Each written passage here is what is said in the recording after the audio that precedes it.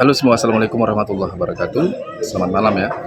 Em, saya pengguna akun Mister D. Jadi gini, selama Ramadan memang apa ya, terjadi pergeseran kebiasaan masyarakat ya di Luxmawai terutama. Kalau hari biasa itu mau pada ngopi pagi-pagi ya.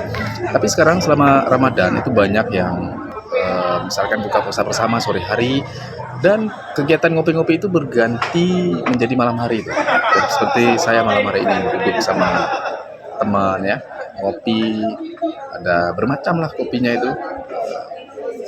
Jadi selama Ramadan itu di semua itu malam hari ternyata kegiatan aktivitas masyarakatnya.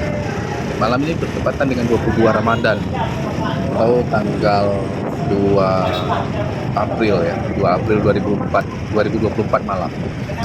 Jadi saya tadi juga mutar-mutar, ternyata wah, menjelang Idul Fitri itu di hampir setiap malam tuh di Ramadan itu suasana ramainya tuh malam hari. Ya, bagaimana dengan di tempat kalian? Ya, pasti hampir sama lah ya, keadaannya.